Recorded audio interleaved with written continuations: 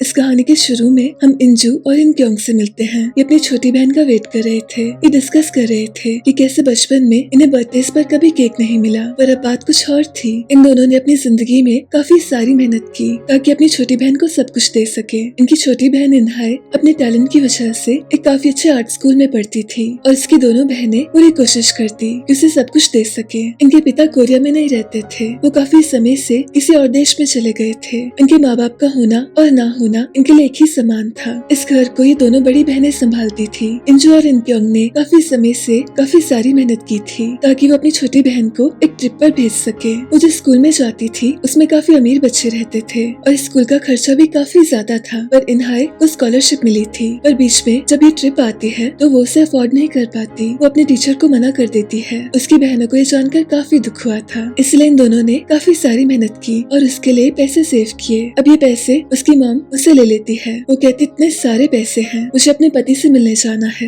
इनहाय को ये सब देखकर काफी ज्यादा दुख होता है, पर वो कर भी क्या सकती थी, उसे इन चीजों की आदत थी। इंजू अपने मॉम से कहती है कि ऐसा नहीं हो सकता, हमने अपनी पूरी जिंदगी बस आप दोनों का कर्जा चुकाया है, हम अभी तक वही सब कर रहे हैं, ये पैसे मैं आपको नहीं दे सकती। अब ये सुनकर उसकी मॉम को काफी ज्यादा गुस्सा आता है। इनहाय कहती मैं इस ट्रिप पर नहीं जाऊंगी, आप इन पैसों को रख सकती हो। उसे इस चीज का काफी दुख होता है, पर इंजू कहती है पैसे वापस दे दो। इनहाय जानती थी कि उसकी बहनें उसके लिए काफी मेहनत करती हैं, उन्हें और ज्यादा टेंशन नहीं देना चाहती थी। इसी बीच रात को इनकी मॉम किमची बना रही थी। वो सारी किमची को कुछ बॉक्सेस में बंद कर देती है और जल्दी से रेडी होकर इनहाय के पैसे चोरी करती है और अपने पति के पास जाती है। सुबह इन सबको पता चलता है इनकी मॉम ने क्या किया। इंजू अपनी छोटी बहन से माफी मांगती है और उसकी बहन उससे कहती है कि ज्यादा मत सोचो, मैं वैसे भी उस ट्रिप पर नहीं जाने वाली थी, पर इंजू ने मन बना लिया था कि उसे अपनी बहन को ट्रिप पर भेजना होगा, इसलिए वो अपनी सैलरी को एडवांस में मांगती है और उसे मना किया जाता है। उसे काफी शर्मिंदा फील होता है। उसके इस ऑफिस में ज्यादा दोस्त नहीं थे,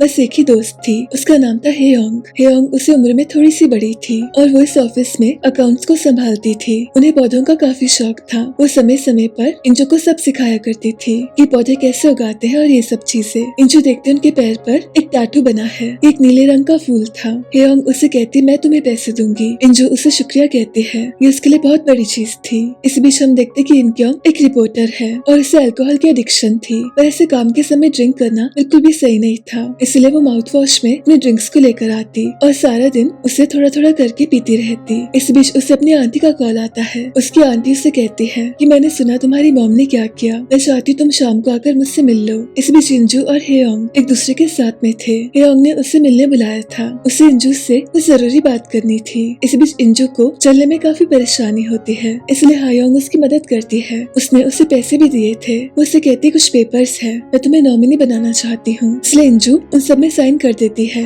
इस बीच इनक्योंग अपनी आंटी से मिलने गई थी। ये आंटी इनकी मॉम की बहन थी और काफी ज्यादा अमीर थी। वो काफी लंबे समय से सिंगल थी। अगर उनकी जिंदगी में कोई बच्चा था तो वो इनक्योंग थी। इनक्योंग काफी साल उनके पास रही, पर एक समय आ गया था जब उसे यहाँ से जाना था और उसकी आंटी ने उसे ऐसा करने से मना कर दिया। वो जो कोर्स करना चाहती थी वो उसकी आंटी को एकदम बेकार लगता है, इसलिए इनक्योंग हमेशा के लिए यहाँ से चले गई थी। उसके बाद से अब तक उसने अपनी आंटी से ज्यादा बात नहीं की, पर अब जाकर उसकी आंटी ने उसे मिलने बुलाया था। उसे कहती मैं जानती हूँ कि तुम्हें पैसों की जरूरत है और वो पैसे मैं तुम्हें दूंगी और उसके बदले तुम्हें शाम को मेरे पास आना होगा और मुझे न्यूज सुनानी होगी। हर सेशन के मैं तुम्हें पैसे दूंगी। इनक्योंग उन्हें कहती है कि असल में आप अकेली हो गई हैं और आपको किसी के साथ की जरूरत है और अब शायद आप उसके लिए पैसे देने को रेडी हैं। पर असल में बात कुछ ऐसी थी कि उसकी आंटी को रिग्रेट होता था कि वो इन तीनों बहनों के लिए कुछ नहीं कर पाई। उनके पास इतने सारे पैसे थे और उम्र के साथ उन्हें समझ आ गया था कि पैसे जरूरी होते हैं, पर साथ ही रिश्तों और प्यार को संभालना भी जरूरी है, इसलिए वो इन तीनों के लिए कुछ करना चाहती थी। वो जानती थी कि तीनों उसे ऐसे पैसे नहीं लेंगे, इसलिए वो इनक्योंग को सेशंस लेने के लिए कहती है। अब जाते समय इनक्योंग की मुलाकात जोंगो से होती है। वो उसके बचपन का दोस्त था, वो उसे काफी ज्यादा चाहता था, पर वो कभी उसे कुछ कह नहीं पाया। इसके बाद वो कुछ काम कर रही थी।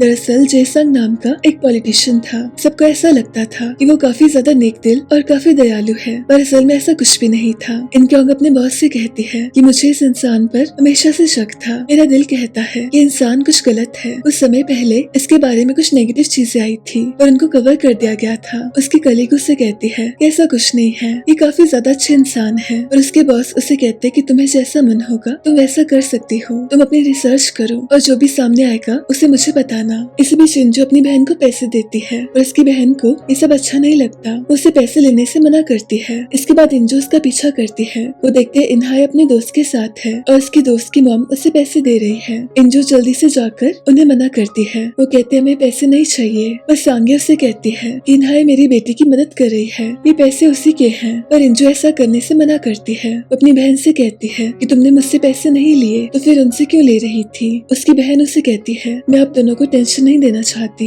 इसलिए मैंने फैसला किया था कि आज से मैं अपने पैसे खुद बनाऊंगी, चाहे मुझे कुछ भी करना पड़े। इंजू को ये सुनकर काफी ज्यादा बुरा लगता है। उसे कहते हमारे होते हुए तुम ये सब नहीं सोच सकती। अब उसकी दोस्त हेयोंग काफी समय से ऑफिस नहीं आई थी, इसलिए इंजू उसके पौधों का ध्यान रखती है। और इसी बीच उसकी मुलाकात होती है चोई दोइल से। वो उसे कहता है मैं इस ऑफिस में फंड्स मैनेज करता हूँ और हेयोंग के पास हमारे ऑफिस के सारे अकाउंट्स थे, पर काफी समय से वो गायब है, तो मैं जानना चाहता हूँ वो कहाँ पर गई है। तो इंजू को इस बारे में कुछ पता नहीं होता। इसी बीच शिनक्योंग अपनी रिसर्च कर रही थी। उसे पता चलता है कि जेसंग उतना भी सही नहीं है। उसके पास उसके खिलाफ काफी सारे सबूत थे। वो जेसंग से जाकर काफी सारे क्वेश्चंस करती है और जेसंग के पास इन सबका आंसर नहीं होता। वो ऐसे कुछ भी नहीं कह सकता था। उसके इलेक्शंस आने वाले थे। इसके बाद वो इनक्योंग को मिलता है। वो उसे कहता है तुमसे एक अजीब सी स्मेल आ रही है, क्या काम के समय तुम ड्रिंक कर रही हो। और उसकी कलीग उसकी वीडियो बना लेती है और इस वीडियो को सारे ऑफिस को दिखा देती है। और इसी बीच इंजू हेयोंग को ढूंढने गई थी। उसके घर में जाकर देखती है कि सारा सामान बिखरा हुआ है, मानो जैसे यहाँ पर कुछ तो हुआ था। और तब जाकर उसे रियलाइज होता है कि उसके दोस्त की मौत हो गई है। ये देखकर उसे काफी बड़ा शॉक लगता है। उसे समझ ही नहीं आता कि ऐसा किसने किया होगा। ये समय उसके लिए काफी ज्यादा मुश्किल था। इसी बीच उसे ऑफिस में बुलाया जाता है। इस ऑफिस का मैनेजर उसे पूछता है कि पैसे कहाँ पर है, पर इंजू इस बारे में कुछ नहीं जानती थी। उसे बताया जाता है कि हेयोंग ने इस कंपनी से 70 बिलियन चोरी किए हैं, पर ये सारा ब्लैक मनी था, इसलिए पुलिस में सब बता नहीं सकते थे। इसी बीच उसे कॉल आता है। उसे बताया जाता है कि हेयोंग ने उसे नॉमिनी बनाया था, इसलिए जिम आकर उसे उसका सामान लेना होगा। अब इंजू जल्दी से जिम में जाती है। उसमें कुछ सामान था और साथ ही एक छोटा सा लेटर था। हेयोंग ने उससे कहा था कि मैं कुछ पैसे तुम्हें दे रही हूँ, जाकर अपना सपना पूरा करो, अपनी जिंदगी जियो। इंजू को यकीन नहीं होता। उसके सामने 2 बिलियन थे। इतने पैसे उसने आज तक नहीं देखे थे। वो सारी किमची को बॉक्सेस में से ट्रांसफर करती है और बॉक्सेस में पैसे रखती है। इस बीच शिनक्योंग उसे बताती है कि उसे कुछ समय के लिए जॉब से निकाल दिया गया है क्योंकि उसे अल्कोहल एडिक्शन थी। इंजू को उसकी बातों पर यकीन नहीं होता। उसे समझ ही नहीं आता कि सब कैसे शुरू हो गया। वो उसे कहती मैं तुम्हारा साथ दूंगी। इसी बीच हम देखते हैं कि इनहाय अपने दोस्त के साथ थी। उसकी दोस्त ह्योरिन काफी ज्यादा रिच थी और इनहाय उसके लिए पेंटिंग बना रही थी। इस बीच इंजू कुछ सामान ले रही थी और तभी उसे रियलाइज होता है कि वो तो काफी सारी आइसक्रीम ले सकती है और वो वैसे ही करती है। पर सवाल ये था कि पैसे आए कहाँ से, ये किसके पैसे हैं। उसे ये सब जानना था, इसलिए वो ऑफिस जाती है। वो कहती मैं इन्वेस्टिगेशन में आप सबकी मदद करना चाहती हूँ। दरअसल वो जानना चाहती थी कि पैसे कहाँ से आए। इसी बीच शिनक्योंग अपनी आंटी के घर से वापस आ रही थी। तभी उसे जोंगहो मिलता है। उसका घर उसकी आंटी के बगल में ही था। उसे खाने पर इनवाइट करता है, पर तभी उसे कॉल आती है। वो शख्स से कहता है कि मैं तुम्हें जेसंग के खिलाफ एक सबूत दे सकता हूँ, तुम्हें मुझसे मिलना होगा। इसलिए शाम को इनक्योंग उससे मिलने जाती है और उस शख्स को किसी ने मार दिया था। इसी बीच जोंगहो को यहाँ एक नीला सा फूल मिलता है। वह इंजू हेयोंग के अपार्टमेंट में आ गई थी। उसे जानना था कि क्यों हेयोंग ने उसके लिए इतने सारे पैसे दिए। उसकी सारी चीजें, उसका सब कुछ चेक करती है। उसे पता चलता है कि हेयोंग सिंगापुर जाती रहती थी। वो ये सारी चीजें मैनेजर को बताती है। ये वैसे नीला फूल था जो कुछ समय पहले जोंगहो को मिला था। उस फूल को देखकर उसे काफी घबराहट होती है। इंजू को समझ नहीं आता इस मैनेजर को इतना डर कैसे लग गया। वो अपनी रिसर्च करती है और तभी उसे पता चलता है कि हेयोंग हमेशा किसी और के साथ सिंगापुर जाती थी। उसे शक होता है कि शायद मैनेजर और उसका अफेयर चल रहा था और मैनेजर ने उसे मरवा दिया। वो चोई दोइल को सब कुछ बताती है और अपनी रिसर्च करती रहती है। उसे पता चलता है कि जिस रात को हेयोंग की मौत हुई उस दिन की सारी वीडियोस गायब हो गई है। ये सब कुछ काफी कंफ्यूजिंग हो गया था। इसी बीच वो कुछ और सामान लेती है। उसे रियलाइज होता है कि वो जितनी मर्जी शॉपिंग कर सकती है। वह इनक्योंग जोंगहो को सब बताती है कि कैसे वो जेसंग पर रिसर्च कर रही थी। उसके बाद उसकी जॉब भी चली गई और जो इंसान उसे सबूत देने वाला था उसकी भी मौत हो गई। वो वापस घर में आती है। वो देखती है उसकी बहन ने काफी सारी शॉपिंग की है। उसे पता था कि उसकी बहन ये सब नहीं करती। वो इंजू से काफी सारे क्वेश्चंस करती है, पर इंजू से कहती पहली बार मेरा मन किया, मुझे ऑफिस में से थोड़ा सा बोनस मिला। और इसी बीच ह्योरिन की पेंटिंग सबको काफी पसंद आती है। उसे अवार्ड दिया जाता है और इसी बीच हम देखते हैं कि ह्योरिन के पिता और कोई नहीं पर वही नेता है जिस पर उसकी बहन रिसर्च कर रही थी। सब लोग उसकी काफी तारीफ कर रहे थे, पर कोई भी ये नहीं जानता था इस पेंटिंग को दरअसल इनहाय ने बनाया है। ये बात उसकी बहन को पता थी। इनक्योंग को समझ ही नहीं आता कि उसकी बहन ने ऐसा क्यों किया होगा। इसी बीच इंजू अपने मैनेजर से सवाल कर रही थी। वो उसे कहती, मैं सब जानती हूँ कि आपका हेयोंग के साथ अफेयर था और आपने उसे मरवा दिया। और मैनेजर उसे कहता है कि ऐसा कुछ भी नहीं है, तुम शायद समझ नहीं रही, ये मामला काफी सीरियस है। इंजू उसे कहती है, मैं आपकी शिकायत कर दूंगी। और मैनेजर उसे कहता है कि ऐसा करने का कोई फायदा नहीं होगा, हमारे ऊपर काफी ताकतवर लोग हैं और वो इस ब्लैक मनी को छुपाने के लिए कुछ भी कर सकते हैं। मेरे पास सारे सबूत हैं कि ये पैसे इनके पास कैसे आए हैं, इसलिए मुझे कोई कुछ नहीं कर सकता और बेहतर यही होगा कि तुम अपना मुंह बंद रखो। वो यहाँ से जा रहा था पर इसी बीच उसकी गाड़ी उसका साथ नहीं देती। इंजू जल्दी से एम्बुलेंस को बुलाती है और तभी उसके सामने वो नीले रंग का फूल फिर से आता है। इंजू काफी ज्यादा परेशान थी और तभी चोई दोयल उसे कहता है कि तुम किसी को कुछ नहीं बता सकती क्योंकि उसका कोई फायदा नहीं होगा। इसी बीच इनक्योंग इनहाई का पीछा करती है और इसके सामने होता है जेसांग। वो उसे अंदर नहीं जाने देता। इनक्योंग को काफी ज्यादा गुस्सा आता है और कुछ ही देर में वो काफी ज्यादा ड्रामा क्रिएट करती है। इनहाई भी उसे मिलना नहीं चाहती थी। इनक्योंग को ऐसे देखकर उसे काफी शर्मिंदा फील होता है। इसी बीच उसकी कलीग उसकी एक वीडियो बना लेती है, यानी उसकी कलीग इस पॉलिटिशियन के साथ मिली हुई थी। अब ये सब देखकर इनहाई अपनी बहन के पास आती है। वो उससे कहती है, हमें यहाँ से जाना होगा। इनक्योंग जेसांग को धमकी देती है। वो कहती है, इस दुनिया में सबसे ज्यादा प्यार मैं अपनी बहन से करती हूँ और अगर इसे कुछ हुआ तो मैं तुम्हें छोड़ूंगी नहीं। इस बीच इंजू कुछ बुक्स देख रही थी और इसी बीच उसे एक नोट मिलता है। हेयोंग ने उसे कहा था कि मैं चाहती हूँ तुम सांगवू से मिलो और सांगवू एक मेंटल हॉस्पिटल में था। वो काफी सालों से यहाँ पर था। दरअसल उसे जब पता चला था कि उसकी कंपनी में ब्लैक मनी आ रहा है, उसे काफी बुरा लगा था। उसने ये सब रोकने की काफी कोशिश की थी पर उसके ऐसा करने का फायदा नहीं होता। उसे पागल साबित कर दिया जाता है और इसी वजह से वो इतने सालों से यहाँ पर था। उसके पास सारे सबूत थे कि ब्लैक मनी कहाँ से आया है पर उसका कोई फायदा नहीं होता क्योंकि वो पिछले 4-5 सालों से यहाँ पर था। सांगवू की एक बहन भी थी और उसकी बहन और कोई नहीं पर जेसांग की वाइफ थी। अब इंजू सांगवू को सब बताती है कि हेयोंग की मौत हो गई है। हेयोंग और सांगवू एक दूसरे को काफी समय से जानते थे। इन दोनों को ही पौधों से काफी प्यार था और बीच बीच में हेयोंग उससे कुछ पौधे लेकर मिलने आया करती थी। इंजू उसे सब बताती है कि कैसे मरने से पहले हेयोंग ने उसके लिए कुछ पैसे रखे थे। वो कंफ्यूजन में थी कि क्या उसे ये पैसे लेने चाहिए तो सांगवू से कहता है कि वैसे भी ये ब्लैक मनी है, तुम नहीं जानते कितना सारा ब्लैक मनी है, इसलिए ज्यादा मत सोचो और इसे यूज करो, जो तुम्हारा मन करता है वो सब खरीदो। इसके बाद वो इंजू को सारे सबूत देता है। वो इंजू से कहता है कि मेरी अपनी फैमिली ने मुझे यहाँ पर भेज दिया, किसी रिश्ते से ज्यादा उनके लिए जरूरी पैसे थे और वो इस ब्लैक मनी के साइकिल को खत्म करना चाहता था, इसलिए वो सारी चीजें इंजू को देता है। पर इसी बीच बाहर से एक आवाज आती है। दरअसल चोई दोयल सांगवू से मिलने आया था। कंपनी को शक हो गया था कि कहीं इन सारी चीजों के पीछे सांगवू तो नहीं है। अब इंजू को जल्दी से यहाँ से जाना पड़ता है पर चोई दोयल उसे देख लेता है और वो उसके सामने अपनी गाड़ी रोकता है। उसे कहता है, मुझे सब पता है कि तुम्हारे पास कुछ पैसे हैं, मुझे तुम्हारे पैसे नहीं चाहिए, दरअसल मुझे वो सारे पैसे चाहिए, वो सारे 70 बिलियन। वो इंजू से कहता है, तुम मेरी मदद करो और 40% मेरा होगा और 60 तुम रख सकती हो। दरअसल वो जेसांग के लिए काम करता था और जेसांग चाहता था कि वो जल्दी से जल्दी उस सारे पैसों को ढूंढ सके। उसे लगता था कि चोई दोयल उसके लिए काम करता है। चोई दोयल उसके साथ अपने फायदे के लिए था। इस बीच इनक्योंग को पता चलता है कि जेसांग से जितने भी लोग जुड़े हैं उस सबकी मौत हो गई थी और जब इनकी मौत होती इनके आसपास ये नीला फूल जरूर होता। इस बीच इंजू अपनी छोटी बहन से कहती है कि तुम अपनी दोस्त की मॉम से पैसे मत लेना, मैं तुम्हारे लिए सब कुछ कर सकती हूँ, तुम्हें किसी और के पास जाने की जरूरत नहीं है। और उसकी बहन उसे कहती है कि वो अपनी दोस्त के साथ पढ़ने बाहर जा रही है। उसकी दोस्त की मॉम ने उसे एक स्कॉलरशिप दी है और वो हमेशा के लिए कोरिया से बाहर जाने वाले हैं। अब ये सुनकर इंजू को काफी ज्यादा गुस्सा आता है। उसे दुख होता है कि कोई उसकी बहन पर अपना हक कैसे कैसे जमा सकता है। अब सांगे एक काफी चालाक औरत थी। इंजू उसे पैसे देती है। वो उसे कहती है, मैं अपनी बहन का खर्चा उठा सकती हूँ। बस सांगे उससे कहती है कि ऐसा कुछ भी नहीं है, तुम्हारी बहन को स्कॉलरशिप लगी है। और इंजू इस बारे में कुछ भी नहीं कर सकती थी। अब सांगे को उस पर शक होता है कि कैसे उसके पास पैसे आ गए और कैसे उसका फुटवेयर इतना ज्यादा एक्सपेंसिव है। उसके बारे में पता करवाने के लिए कहती है।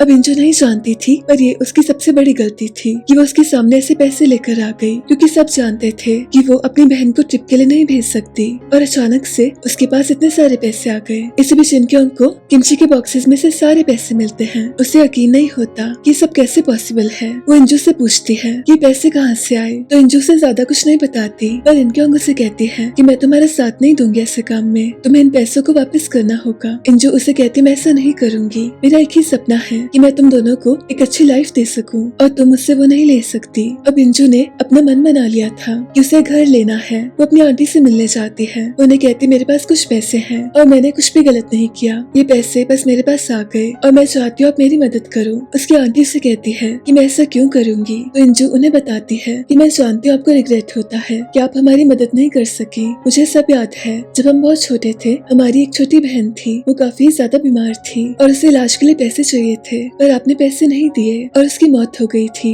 और उस चीज का पछतावा आपको आज तक है। इसलिए आपने इनक्योंग को अपने साथ रहने के लिए कहा था। इतने साल आपने उसका ख्याल रखा ताकि आपका रिग्रेट थोड़ा सा कम हो सके, पर अब आपके पास मौका है। अगर आप मेरी मदद करोगी तो शायद हिसाब बराबर हो जाएगा। उसकी आंटी उसे कहती है कि समय के साथ तुम समझदार हो गई हो, इसलिए वो उसकी मदद करने के लिए राजी हो जाती है। वो उसे एक घर दिखाती है। वो उसे कहती मेरा ही अपार्टमेंट था और मुझे लगता है ये तुम्हारे लिए परफेक्ट होगा। इस बीच इनक्योंग को पता चलता है कि फूल दरअसल वियतनाम से आया है। ये काफी ज्यादा रेयर स्पीशीज थी और इस फूल को हर कोई नहीं रख सकता था, क्योंकि इसको पालने के लिए एक स्पेसिफिक टेम्परेचर, ह्यूमिडिटी और ये सारी चीजों की जरूरत होती थी। तो सवाल ये था कि फूल कोरिया में किसके पास है। वहीं दूसरी तरफ सांगे इनहाई को अपने साथ ले जाती है। उससे कहती मैं तुम्हें कुछ दिखाना चाहती हूँ। इस घर में एक खुफिया सी जगह थी और इस जगह में और कुछ नहीं पर ये काफी सारे फूल थे। सांगे इनहाई को बताती है ये फूल उसके पापा वियतनाम से लेकर आए थे और ये फूल उसकी फैमिली के लिए काफी स्पेशल है। काफी समय से उसके पापा कोमा में थे,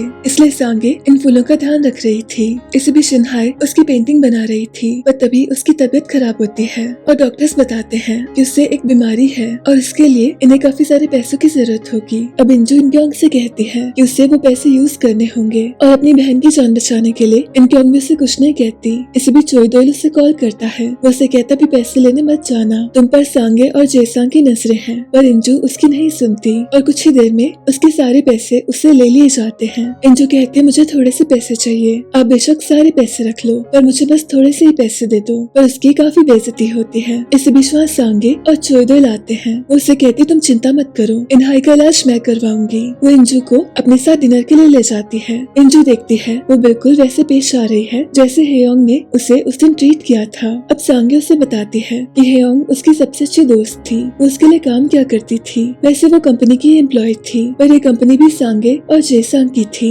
इसलिए वो सांगे के लिए काफी कुछ किया करती थी। वो उसके साथ सिंगापुर जाया करती थी। सांगे इंजू से कहती है कि मुझे हेयोंग के जाने का गम है और मुझे उसे रिप्लेस करना होगा, इसलिए मैं चाहती हूँ तुम मेरे लिए काम करो। और इंजू के पास कोई ऑप्शन नहीं होता, उसे अपनी बहन का इलाज करवाना था। अब सांगे और जेसांग इस टॉपिक को मीडिया में ले आते हैं। ये सबको ऐसा दिखाना चाहते थे जैसे इन्होंने काफी बड़ा सा काम किया है, पर इनक्योंग को ये सब मंजूर नहीं था। वो जाके अपनी आंटी से मदद मांगती है और कुछ ही देर में इनकी आंटी आती है। वो सारा बिल पे करती है। वो जेसांग से कहती है कि मैं अपनी फैमिली के लिए इतना तो कर ही सकती हूँ, मैं तुम्हारे पापा को भी जानती थी। अब जेसांग को याद आता है कि उसने इन आंटी को कहाँ देखा था। इसी बीच चोई दोइल को कुछ पता चलता है। वो इंजू से कहता है कि जाने से पहले हेयोंग ने उसके लिए काफी सारी प्रॉपर्टीज और काफी सारा पैसा छोड़ा है। इंजू को समझ ही नहीं आता कि सब कैसे मुमकिन है। तभी उसे याद आता है कि हेयोंग ने उससे काफी सारे फॉर्म साइन करवाए थे और उसे नॉमिनी बनाया था, पर चोई दोइल उससे कहता है कि तुम ऐसे सिंगापुर नहीं जा सकती, सबको तुम पर शक हो जाएगा, इसलिए मैं चाहता हूँ कि तुम सांगे का ऑफर एक्सेप्ट कर लो।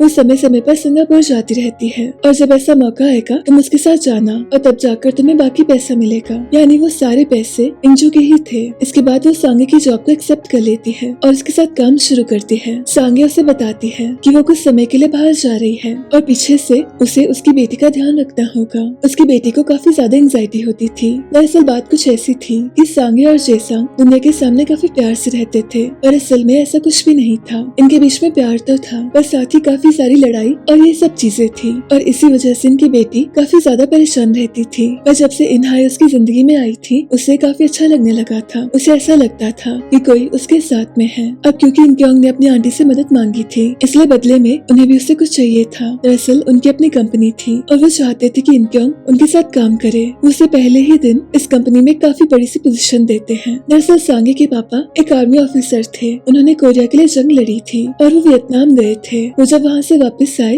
उन्होंने काफी तरक्की हासिल की, उनके पास सब कुछ था और उनके ड्राइवर का बेटा जेसांग था। अब शुरू से ही जेसांग का एक ही सपना था कि उसे इस घर को अपना बनाना है। उसने वो सब कुछ किया जिससे सांगे के पापा को इम्प्रेस किया जा सके और कुछ ही समय में सांगे और जेसांग की शादी हो गई और फैमिली की सारी पावर जेसांग के पास आ गई थी। जेसांग ने हमेशा सांगे से प्यार किया पर वो उसके लिए काफी पॉसेसिव भी था। इन दोनों का प्यार काफी ज्यादा टॉक्सिक था। सांगे उसे अपने मतलब के लिए यूज करती, जेसांग के पास पावर थी और सांगे हमेशा उसका इस्तेमाल करती। ये दुनिया को ऐसे दिखाते जैसे ये परफेक्ट है, पर ऐसा कुछ भी नहीं था। समय समय पर ये आपस में लड़ते रहते और ये सारी चीजें इनकी बेटी को झेलनी पड़ती थी। अब इनकी फैमिली की सच्चाई इन्हाई और इंजू के सामने थी। सांगे बीच बीच में अपने पापा से मिलने जाया करती थी। वो काफी समय से कोमा में थे। उसके पापा ने एक पार्टी शुरू की थी। काफी समय उन्होंने उसे लीड किया, पर आज उसका लीडर जे सांग था। उसके फिर से इलेक्शन आ रहे थे और वो उसकी तैयारी कर रहा था। इस बीच योरिन एक अजीब सी पेंटिंग बनाती है। उसे पता नहीं था और इस पेंटिंग की वजह से आगे जाकर काफी मुश्किल आने वाली थी। इस बीच इनके को पता चलता है कि उस नीले फूल के बारे में ज्यादा लोग नहीं जानते थे, पर एक शख्स थे जिनके पास सारी नॉलेज थी। इनका नाम था जैंग वांग। ये भी काफी समय पहले आर्मी में थे। ये सांगे के पापा के काफी अच्छे दोस्त थे। इनके पास भी नीला फूल था। ये इनके को इस फूल के बारे में सब बताते हैं कि कैसे इसे वियतनाम से कोरिया लाया गया। ये इन्हें वीडियोस दिखाते हैं कि कैसे सांगे के पापा एक काफी अमेजिंग से लीडर थे। एक समय था जब काफी सारे सोल्जर्स वियतनाम में फंस गए थे। उनके पास कुछ भी नहीं बचा था और उस समय उन्हें ये फूल मिला। ये कोई मामूली फूल नहीं था, इसे हेलुसिनेशंस होती थी, जिस वजह से ये सब लोग शांति से रह पाए। इसे ऐसे ही कोई भी नहीं रख सकता था। ये फूल सिर्फ एक फूल नहीं था, ये निशानी थी ताकत की। और सांगे के पापा काफी साल लोगों को लीड करते रहे। इनके को बताया जाता है कि जो भी लोग सांगे के पापा से जुड़े थे वो सब सक्सेसफुल हैं। उनका एक ही सपना था कि लोग तरक्की कर सके और हमेशा खुश रह सके, और ऐसे ही कुछ ही शख्स कर रहे थे। उन्होंने गरीब बच्चों के लिए एक स्कूल बनाया था और अपनी सारी जिंदगी उन्होंने इसी काम को दी थी। अब उनके पास सारी इन्फॉर्मेशन थी। उसे समझ आ गया था कि कैसे सब लोग आपस में जुड़े हैं। पर एक चीज काफी अजीब थी कि इनमें से कुछ लोग काफी अच्छे थे और कुछ लोग काफी ज्यादा खराब थे। जैंग उसे रिसर्च के लिए और भी सामान देते हैं और सांगे के साथ काम करते हुए उसे सांगे पर दया आने लगी थी। उसे लगता था वो बेचारी है और उसका पति उसके साथ सही से नहीं रहता। पर चोई दोइल उसे कहता है कि ऐसा मत सोचो, सांगे एक काफी चालाक औरत है। इसी बीच रात को वो इनके साथ डिनर कर रही थी। वो उसे कहती कि ऐसा ही फूल उसने एक समय पहले देखा था जब उसके मैनेजर की मौत हुई थी। और इसी बीच उसकी नजर इस पेंटिंग पर जाती है। ये नजारा बिल्कुल वैसा था जैसे उसने हेयोंग की मौत के समय देखा था। वो जाकर योरिन से पूछती है कि तुमने इसे कहाँ देखा है और उस दिन तुम्हारी मॉम कहाँ पर थी। तो वो उसे बताती कि उसने सारी चीजें अपने मॉम के सामान में देखी थी। उसकी मॉम के पास ऐसा प्ले हाउस था। तो इंजू उसे बताती है कि मेरी एक दोस्त की मौत हो गई थी और उस समय भी मैंने ऐसा ही कुछ देखा था, इसलिए प्लीज मुझे बताओ कि उस दिन तुम्हारी मॉम कहाँ पर थी। तो ये सब मिलकर उस दिन की सारी वीडियोस चेक करते हैं और इनके कार के कैमरा से इन्हें कुछ वीडियोस मिलती है। इन्हें पता चलता है कि हेयोंग की मौत के दिन उसके पास जेसंग गया था। अब सबूत इंजू के सामने था, पर योरिन से कहती है मैं सबूत आपको नहीं दे सकती क्योंकि आखिर में वो मेरे मम्मी पापा है और आप इस सबूत को लेने की कोशिश मत करना। जेसंग अपने इलेक्शंस में काफी बिजी था। इस बीच इनक्योंग मीडिया के सामने आती है और वो उस पर आरोप लगाती है उसने जेसंग की पार्टी पर कुछ इल्जाम लगाए थे और जेसंग इनक्योंग से परेशान हो गया था, इसलिए वो उसकी आंटी को परेशान करता है। वो उसकी कंपनी में काफी सारा लॉस करवाता है। अब ये आंटी जेसंग से मिलने आती है और इस समय हमें पता चलता है कि ये आंटी सांगे के पापा के साथ काम किया करती थी। जब ये सब वॉर के लिए वियतनाम गए थे तो इनकी आंटी वहाँ पर नर्स हुआ करती थी और वापस आकर जेसंग के पापा ने अपनी पार्टी बना ली। उनके साथ जुड़े हुए सब लोग समय के साथ काफी अमीर हो गए। उस समय लोगों की जमीनें ली गई और कुछ गलत काम भी हुए और वही सब इल्जाम इनक्योंग जेसंग पर लगा रही थी। अब आंटी जेसंग से कहती है कि मैं तुम्हारे बारे में सब जानती हूँ और तुम मेरे बारे में सब जानते हो, इसलिए बेहतर यही होगा कि हम एक दूसरे को परेशान न करें। मैं इनक्योंग से कहकर ये सब बंद करवा दूंगी, पर अगर तुमने मुझे परेशान किया तो मुझसे बुरा कोई नहीं होगा। मैं सबको बता दूंगी कि तुम्हारी असली सच्चाई क्या है। और फिर से एक प्रेस कॉन्फ्रेंस होती है। उसमें सबको ये बताया जाता है कि उस समय लोगों की जमीनें ली गई थी और काफी सारा प्रॉफिट भी हुआ था, पर इस सारे प्रॉफिट को इन्होंने एक अच्छे काम में यूज किया। इन्होंने गरीब बच्चों को पढ़ाने में मदद की। इनक्योंग को समझ ही नहीं आ रहा था कि उसकी आंटी ने उसे ये सब करने से मना क्यों किया। इनक्योंग जानती थी कि कुछ तो गड़बड़ है। उसे ये बात काफी अजीब लगी कि क्यों उसकी आंटी ने उसे जेसंग के पास जाने से मना किया। इस बीच उसे पता चलता है कि उसकी आंटी ने कुछ पुराने डॉक्यूमेंट्स को डिस्ट्रॉय करने के ऑर्डर दिए थे और इसी तरह सांगे इंजू को अपने पास बुलाती है। वो उसे कहती कि समय आ गया है, हमें सिंगापुर जाना होगा और मैं एक लंबे समय के लिए तुम्हारे साथ काम करना चाहती हूँ। मैं तुम्हें कुछ बताने वाली हूँ। दरअसल हमारी एक सोसाइटी है। मेरे पापा ने जब अपनी पार्टी बनाई थी तो उनके साथ काफी सारे लोग थे और इन सारे लोगों की एक सोसाइटी थी। जो भी मेरे पापा के साथ जुड़ा उन्होंने जिंदगी में बस तरक्की की। इस सोसाइटी में जितने भी लोग हैं उन सबके पास ये नीला फूल जरूर है और आज ये फूल मैं तुम्हें दे रही हूँ। अगर मुझे तुम काबिल लगी तो तुम जरूर इस सोसाइटी का हिस्सा बन जाओगी। अब इंजू को लगता है कि सांगे एक अच्छी इंसान है और इसी बीच इनक्योंग को पता चलता है कि उसकी आंटी एक सोसाइटी का हिस्सा थी। ये वही सोसाइटी थी जिसे सांगे के पापा ने बनाया था। इन सारे मेंबर्स के पास एक नीला फूल जरूर था और आज यही फूल सांगे ने इंजू को दिया था। इंजू कुछ समय के लिए अपनी आंटी के पास रुकी थी, तभी चोई दोइल उससे मिलने आता है। वो उससे कहता है इस फूल को वापस कर दो, इसे रखना बिल्कुल सेफ नहीं नहीं है, पर इंजू उसकी एक नहीं सुनती। इसी बीच वो अपनी आंटी को बताती है कि उसे ये पेंटिंग मिली है और इस पेंटिंग में वो नीला फूल है। अभी तक जितने भी मौतें हुई उन सबके पास ही नीला फूल था। इंजू सोसाइटी और इन सारी चीजों के बारे में कुछ नहीं जानती थी, इसलिए उसे कुछ समझ नहीं आता। उसकी आंटी को समझ आ गया था कि जो भी सोसाइटी के खिलाफ जाता उन्हें एक एक करके मार दिया गया। इस बीच रात को इंजू को हेलुसिनेशंस होती है, उसे कुछ भी साफ समझ नहीं आता और कुछ ही देर में इनक्योंग वापस आती है। वो देखती है उसकी आंटी मर गई है और इंजू उसके सामने बैठी है। ये नीला फूल फिर से यहाँ पर था और इंजू को कुछ भी समझ नहीं आता। उसने अपनी आंटी को नहीं मारा था और तभी वह चोइदोइल आता है। उसे पता था कि ऐसा कुछ जरूर होगा। इंजू काफी ज्यादा सैड थी। वो सांगे से कहती है, आपने मुझे वो फूल दिया था, अगर मैं होश में होती तो मुझे जरूर कुछ याद रहता। सांगे कहती है, ऐसा कुछ भी नहीं है, उन्हें तो मैं बचपन से जानती हूँ, वो मेरे मॉम की भी नर्स थी, मैं ऐसा कुछ नहीं कर सकती। इसके बाद आंटी की सारी प्रॉपर्टी इनक्योंग को मिलती है। इसी बीच वो देखती है कि उसकी आंटी ने उसकी बचपन की सारी चीजें सेव की है। उसकी आंटी बताती नहीं थी, उन्हें उससे काफी लगाव हो गया था, उनके लिए वही उनका सब कुछ थी, इसलिए जाने से पहले उन्होंने सब कुछ उसके नाम कर दिया। उन्होंने उसे प्रोटेक्ट करने की कोशिश भी की थी। उन्होंने सोसाइटी के खिलाफ जाना चाहा और जेसांग को धमकी दी थी कि इनक्योंग को कुछ भी नहीं होना चाहिए, इसलिए आज उनके साथ ये सब हो गया। और इसी बीच इन्हें पता चलता है इनके घर के नौकर ने इनकी आंटी को मारा था और स्क्रीन के एंड में उसके पास एक नीला फूल होता है। सारी चीजें इनके सामने थी, जिसकी भी मौत होती उसके पास ये फूल जरूर होता। इसी बीच इन्हाई देखती है कि योरिन के मम्मी पापा फिर से काफी लड़ाई कर रहे हैं। योरिन काफी ज्यादा परेशान होती है, उसे यहाँ से भागने का मन करता था। इसी बीच वो इन्हाई को एक कमरे में ले जाती है। इस रूम में उसकी मॉम का सामान था और इसी सामान में एक छोटा सा प्ले हाउस था। उसकी मॉम ने एक छोटा सा रूम बनाया था और इस रूम का नजारा ठीक वैसा था जैसे हेयोंग के मौत के समय था। और तब जाकर इन्हें समझ आता है कि असली गुनहगार जेसांग नहीं पर योरिन की मॉम है। सच बात तो ये थी कि सांगे थोड़ी सी पागल सी थी, वहीं दूसरी तरफ इनक्योंग कुछ सबूत देख रही थी और उसे पता चलता है कि काफी समय पहले एक औरत को जेल हो गई थी। वो जेसांग के लिए काम करती थी। असली बात तो ये थी कि जेसांग ने किसी को मार दिया था और इसका इल्जाम इस औरत पर डाल दिया था और ये औरत असल में चोइदोइल की मॉम थी। अपने बेटे को सेफ रखने के लिए उन्होंने इस गुनाह को अपने सर ले लिया था। वो वैसे भी कुछ नहीं कर सकती थी क्योंकि जेसांग के पास पावर थी, इसलिए इंजू और इनक्योंग चोइदोइल की मॉम से मिलने गए थे। उन्हें पता चला था कि सोसाइटी में से ज्यादा लोग जिंदा नहीं है। चोइदोइल की मॉम और उसके पिता भी जिंदा है। उसकी मॉम तो काफी समय से जेल में थी और उसके पिता काफी समय से गायब थे। उन्होंने सोसाइटी को एक्सपोज करने की कोशिश की थी, जिसके बाद उन्हें मारने की कोशिश की गई थी। वो अकेले इन सबके सामने नहीं आ सकते थे, उन्हें काफी सालों से छुपकर रहना पड़ा। इनक्योंग चोइदोइल की मॉम से कहती है कि आपको गवाही देनी होगी कि आपने किसी को नहीं मारा था और आपको सोसाइटी के बारे में सब कुछ बताना होगा। अगर आप ऐसा नहीं करोगी तो जेसांग जरूर आपके बेटे को शिकार बनाएगा। वो वैसे भी सबको यूज करता है। चोइदोइल उनके लिए काफी समय से काम कर रहा है और अब समय आ गया है कि आप अपनी आवाज उठाओ। इसके बाद इंजो चोइदोइल को सब बताती है कि कैसे वो उसकी मॉम से मिली थी।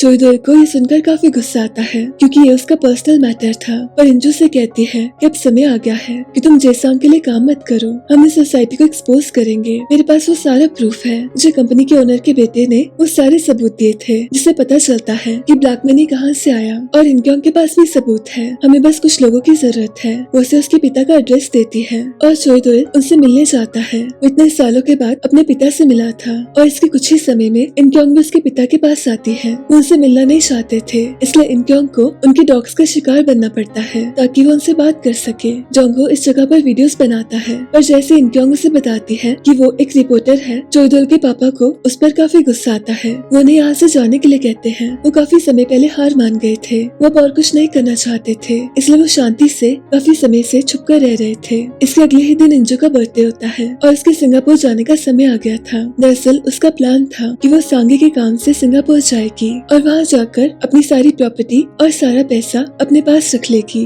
और हमेशा के लिए गायब हो जाएगी। वो जाने से पहले अपनी छोटी बहन से मिलती है, उसे सब बताती है और उसकी बहन उसे वो वीडियो देती है जिसे योरिन ने उसे देने से मना किया था। इंजो अपने प्लान के लिए काफी ज्यादा एक्साइटेड थी। उसका आज बर्थडे भी था और उसे ऐसा लग रहा था कि उसकी नई जिंदगी की शुरुआत है। पर इसी बीच चोइदोइल उसे बताता है कि उन्हें कुछ फोटोज मिली हैं और ऐसा लग रहा है कि हेयोंग अभी भी जिंदा है। इंजो को यकीन नहीं होता कि ऐसे कैसे मुमकिन है। वो चोइदोइल से कहती है कि हमें जल्दी से जल्दी यहाँ से जाना होगा। इस बीच योरिन परेशान हो गई थी, उसका मन करता था कि वो हमेशा के लिए यहाँ से चले जाए। वो इन्हाई के साथ मिलकर यहाँ से जाने का प्लान बनाती है। वो उसे बताती है कि उसके पास काफी सारे पैसे हैं, पर जब तक वो 18 की नहीं होती ये पैसे उसे नहीं मिलेंगे। पर ऐसा होने में ज्यादा समय नहीं था, कुछ ही समय में वो 18 की हो जाएगी और ये सारे पैसे उसके हो जाएंगे। उसके बाद इनहाय और वो मिलकर एक अच्छी जिंदगी जिएंगे और शांति में रहेंगे। और इसी बीच इंजू सिंगापुर जाती है। उसे ऐसा लगता है ये जिंदगी उसी के लिए बनी है। उसे फाइनली काफी अच्छा लगने लगा था। और कोरिया में इनक्योंग इस घर में अकेली रह रही थी और तभी उसे नीचे से शोर आता है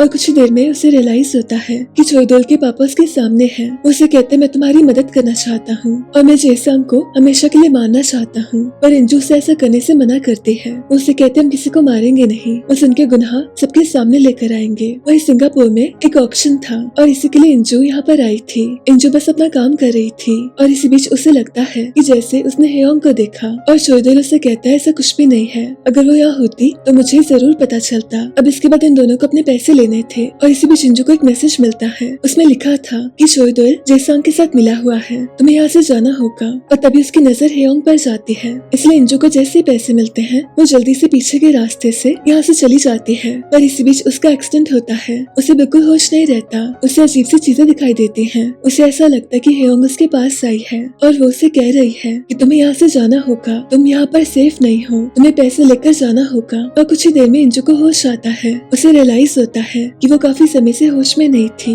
उसके पैसे भी उसके साथ में थे और उसके सामने शूज रखे थे। उसे ऐसा लगता है कि ये शूज उसे हेयोंग ने दिए थे। वो जल्दी से यहाँ से जाने का प्लान बनाती है और चोइदोल उसे ढूंढने की कोशिश करता है। इस बीच इंजू हेयोंग के रूम में आ गई थी। उसके सामने एक ड्रिंक पड़ा था। वो जल्दी से उसे पी लेती है और काफी लंबे इंतजार के बाद उसे ऐसा लगता है कि हेयोंग आ गई है, पर असल में ये सांगे होती है। इस बीच इन दोनों को पता चलता है कि जिस रात को हेयोंग की मौत हुई थी सांगे इस घर से बाहर गई थी। उसने जाते समय एक कोट पहना था और यही कोट हेयोंग की बॉडी पर था। उन्हें समझ आ गया था ये सारा काम सांगे ने किया है और अब सांगे इंजू के पास थी। वो उसे कहती तुम कितनी बेवकूफ हो, मुझे तो हमेशा से पता था कि वो सारे पैसे तुम्हारे पास है। हेयोंग मेरे काफी करीब थी पर उसने मुझे धोखा दिया। उसने ये सारे पैसे मुझसे ले लिए और देखो आज क्या हुआ, तुमने वो सारे पैसे निकाल लिए और सबको मेरे पास ले आई हो। ये सारा मेरा ही प्लान था, इसलिए मैंने तुम्हें हायर किया था। तुमने जो ड्रिंक पिया था उसमें वो नीला फूल था और कुछ ही देर में तुम बेहोश हो जाओगी और मैं तुम्हें रास्ते से हमेशा के लिए मिटा दूंगी। अब कुछ ही देर में मैं तुम्हें मार दूंगी। पर सांगे देखती है इस बैग में पैसे नहीं है।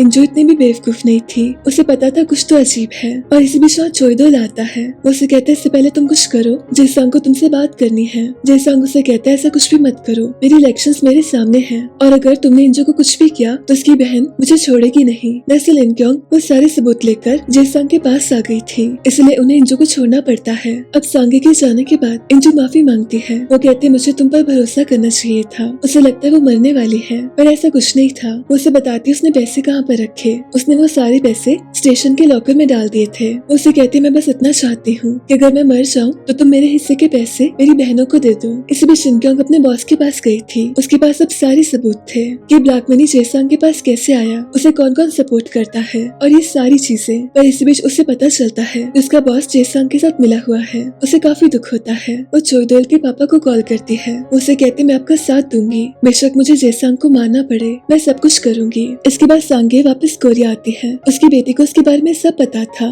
पर उसका यहाँ से जाने का प्लान था। और दूसरी तरफ इंजू के पास सारे पैसे थे। वो हमेशा के लिए कोरिया से गायब हो रही थी और किसी और देश में सेटल होने वाली थी। पर इसी बीच उसे जोंगहो का कॉल आता है। वो उसे कहता है इनक्योंग कहीं गायब हो गई है, इसलिए इंजू को वापस कोरिया आना पड़ता है। और स्कूल में यूरिन का प्ले था। इसी बीच बच्चे बातें कर रहे थे कि इनहाय गायब हो गई है और ये सुनकर उसे काफी एंजाइटी होती है। उसे जब होश आता है तो उसकी मॉम उसे बताती है कि उसकी दोस्त हमेशा के लिए चली गई है। उसने उसके पैसे ले लिए और यहाँ से हमेशा के लिए भाग गई। अब कहीं न कहीं यूरिन को पता था कि जरूर इसमें उसकी मॉम का हाथ है। इनहाय ऐसा नहीं कर सकती थी। वो अपनी मॉम से कहती उसे जाने दो, मुझे इस बारे में कुछ नहीं सोचना। और यूरिन का सोचना एकदम सही था। उसकी मॉम ने इनहाय को एक रूम में बंद कर दिया था। उसे कहते मेरी बेटी हमेशा मेरे पास रहेगी और तुम इस रूम में बंद रहोगी। इसी बीच इंजू भी वापस आ गई थी। ये सब लोग मिलकर इनक्योंग को ढूंढ रहे थे। इसी बीच वो उसकी लोकेशन को ट्रैक करते हैं और इंजू को रियलाइज होता है ये तो वही लोकेशन है जहाँ इतने सालों से सांगू है। इंजू सांगू से काफी समय से मिलना चाहती थी पर उसके लिए ऐसा करना मुश्किल था, इसलिए उसे छुप छुप कर उसके पास जाना पड़ा। वो उसे सब कुछ बताती है और उसकी मदद मांगती है। वो उसे कहती है अगर आप गवाही देंगे तो जरूर कुछ हो सकता है,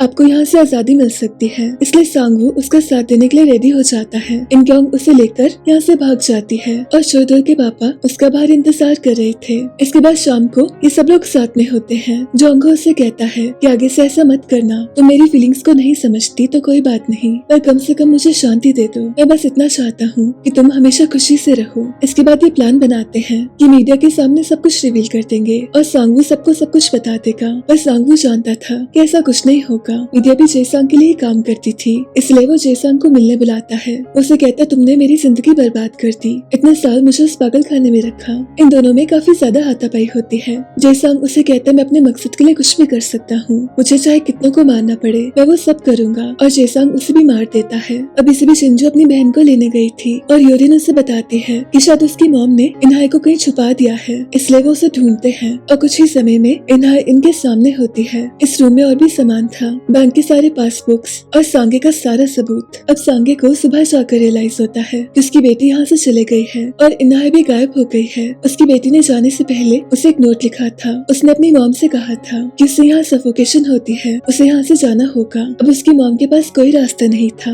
इसलिए वो एक्सेप्ट कर लेती है कि उसकी बेटी वापस नहीं आने वाली। इंजो भी उससे मिलने आई थी। उसे कहती, बेहतर यही होगा कि मैं अपनी बहन और आप अपनी बेटी को कुछ समय के लिए अकेला रहने दे, मैं भी नहीं जानती वो कहाँ पर है। और इसी बीच शिनक्योंग को एक वीडियो मिलती है। इस वीडियो को देखकर उसे काफी दुख होता है। उसने अपना मन बना लिया था कि वो जेसांग का सफाया करके रहेगी। वो चोइदोल की मॉम को सबके सामने ले आती है और उसकी मॉम सबको बताती है कि कैसे कुछ समय पहले जेसांग ने किसी को मार दिया था और उसका सारा इल्जाम उसके सर पर डाल दिया। जेसांग काफी मुश्किल में आ गया था। वो अपने तरफ से सब कुछ करता है जिससे इन्हें रोका जाए। वो चोइदोल के पापा को अरेस्ट करवा लेता है। जेसांग इनकी कमजोरियों पर वार करता और उसे ऐसा लगता कि सब कुछ ठीक रहेगा, पर ऐसा कुछ भी नहीं था। दरअसल इनक्योंग के पास जो वीडियो आई थी उसमें जेसांग सांगवू को मार रहा था। सांगवू को पता था कि मीडिया के पास जाने से कुछ भी नहीं होगा, इसलिए उसने अपना ही सैक्रिफाइस कर दिया। और ऐसा जब हो रहा था उसने छुपकर एक वीडियो बना ली जो कि सीधा इनक्योंग के पास आ गई। अब इस कॉन्फ्रेंस में इस वीडियो को प्ले किया जाता है और जेसांग के पास बचने का कोई ऑप्शन नहीं था। सारी दुनिया ने उसकी सच्चाई देख ली थी और इसी बीच इनक्योंग ने मीडिया को सारे सबूत दे दिए थे।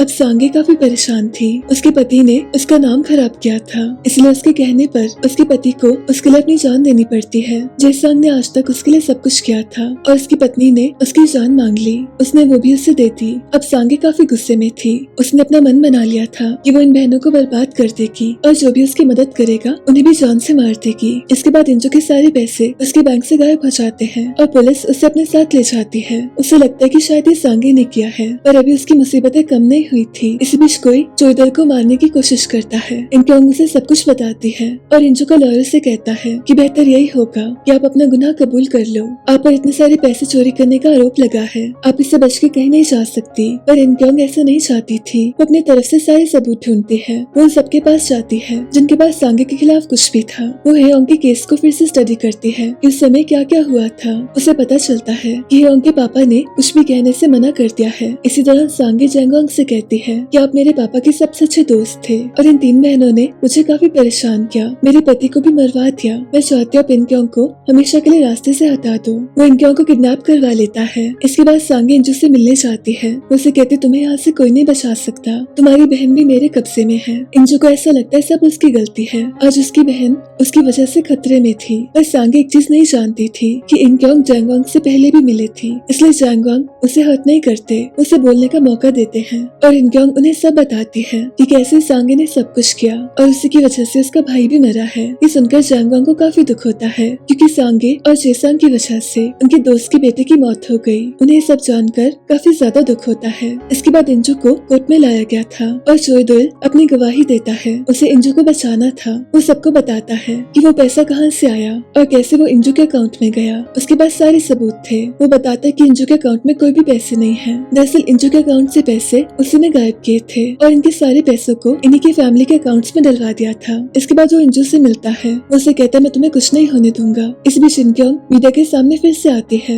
इन्हाई ने इंजू को कुछ वीडियोस दी थी और ये सारी वीडियोस अब इनक्योंग के पास थी। वो सबको बताती है कि जिस दिन हेयोंग की मौत हुई थी उस दिन सांगे एक कोट पहनकर उसे मिलने गई थी और इसी कोट में उसने हेयोंग को मार दिया और साथ ही जैंगवांग भी मीडिया के सामने आ गए थे। वो सबको बताते हैं कि सोसाइटी की शुरुआत लोगों की भलाई के लिए हुई थी पर कुछ ही समय में करप्शन आ गया और लोगों ने इसे अपने इस्तेमाल के लिए यूज किया। जो भी पार्टी के खिलाफ जाता उससे मरवा दिया जाता। अब इनक्योंग ने फाइनली सब कुछ प्रूव कर दिया था कि कैसे इतने सालों से इतना सब कुछ हो रहा था। इसके बाद इंजू का ट्रायल होता है। वो कहते मेरे पास जिंदगी में कभी पैसे नहीं थे और अचानक से जब ये सारे पैसे मेरे पास आए तो मैं कुछ भी समझ नहीं पाई। मुझ में लालच पैदा हो गया था। और अचानक से कुछ ऐसा होता है जिसकी किसी को उम्मीद नहीं थी। हेयोंग सबके सामने आती है और सांगे को भी समझ नहीं आता कि वो जिंदा कैसे है, क्योंकि उसे तो सांगे ने ही मारा था। अब हेयोंग आकर सबको ब्लैक मनी के बारे में सब बताती है और सांगे पर मुसीबतों का पहाड़ आ जाता है और इंजू को बेगुनाह साबित किया जाता है। इस बीच हेयोंग उसे मिलने आती है। सबसे पहले वो उसे माफी मांगती है। वो उसे कहती, मुझे ऐसा कुछ नहीं करना था, मैं बस सारे पैसे लेकर गायब होना चाहती थी और इसका एक हिस्सा तुम्हें देना चाहती थी, क्योंकि तुम हमेशा से मेरी दोस्त रही हो। जब मेरी मॉम गुजर गई थी तुमने मेरा साथ दिया था, इसलिए मैं कुछ पैसे तुम्हें देना चाहती थी। मुझे नहीं पता था कि ऐसा हो जाएगा। मैं तो शांति से अपनी जिंदगी जी रही थी और अचानक से मैंने एक फोटो देखी। उसमें सांगे ऐसा शो करना चाहती थी कि हेयोंग जिंदा है। वो तुम्हारे सामने भी ऐसे आने लगी जैसे वो हेयोंग है, इसलिए मुझे सबके सामने आना पड़ा। मैं तुम्हें बचाना चाहती थी, पर इस बीच तुम्हारा और मेरा एक एक्सीडेंट हो गया। मैं तुम्हें उठाने भी आई थी, मुझे लगा मैंने तुम्हें बचा लिया, पर फिर मुझे रियलाइज हुआ कि ऐसा कुछ भी नहीं है। सांगे तुम्हें मारना चाहती थी। इससे पहले मैं कुछ करती मेरी तबीयत खराब हो गई और अभी तक मुझे हॉस्पिटल में रखा गया था, इसलिए मैं तुम्हारे सामने नहीं आ पाई। हेयोंग उससे माफी मांगती है और उसे कहती, मेरा प्रॉमिस है कि तुम हमेशा सेफ रहोगी। अब वो मीडिया के सामने जाकर सबको बताती है कि उस समय क्या हुआ था। दरअसल हेयोंग हमेशा से गायब होना चाहती थी और वो सबको ऐसा दिखाना चाहती थी कि उसकी मौत हो गई है, इसलिए उसने 2 सालों से इस चीज की प्लानिंग की। उसे पता चला कि एक लड़की हमेशा के लिए इस दुनिया से जाना चाहती है। उसे जीने में कोई शौक नहीं रहा था, पर फिर भी वो जी रही थी, क्योंकि उसे अपने मम्मी पापा को पैसे देने थे। वो बस इतना चाहती थी कि उसकी मॉम डैड के पास पैसे हमेशा रहें। इसलिए हेयोंग ने उसे एक ऑफर दिया। अगले 2 सालों तक सर्जरी और ये सब की मदद से वो एकदम हेयोंग की जैसे दिखने लगी और वो समय पास आ गया था जब वो अपनी जान लेने वाली थी